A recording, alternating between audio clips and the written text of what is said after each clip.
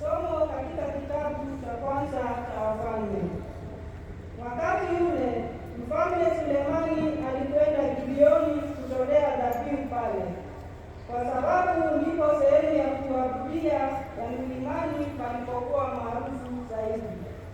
Hapo Sulemani alitoa sadaka 1000 za kuteketezwa juu ya madhabahu yule. Na hapo Gibeoni Bwana alimtokea Sulemani katika ndoto. Mungu akamwambia, omba kitu utakacho nikupe. Sulemani akajibu, umenitendea mtumwa wako Daudi baba yangu kwa upendeleo mkubwa, kwa kuwa alienda vema mbele zako katika kweli na haki na katika unyofu wa moyo, na umeendelea kuonyesha fadhili hii kubwa kwa kumjalia mwana wa kuketi katika kiti chake kama ilivyo sasa.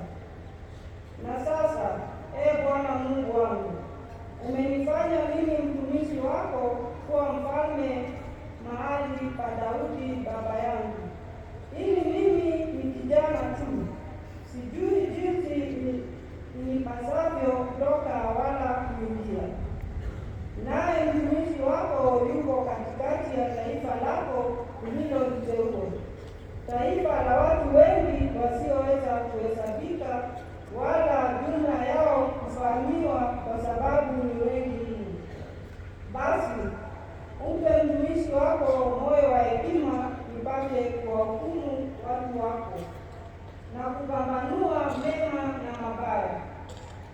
Maana ni nani awezaye kuwatawala hao watu wako walio wengi hivi?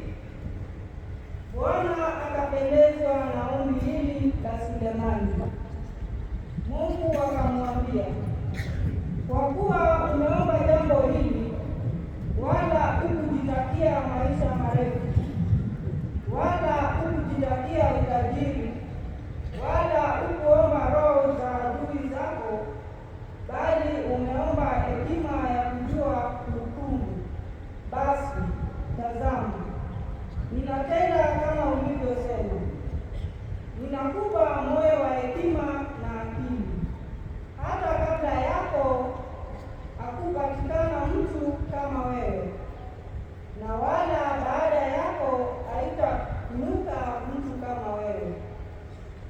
Hata mambo yale usiyoyaomba nimekupatia: utajiri, heshima na utukufu kushinda wafalme wengine wote.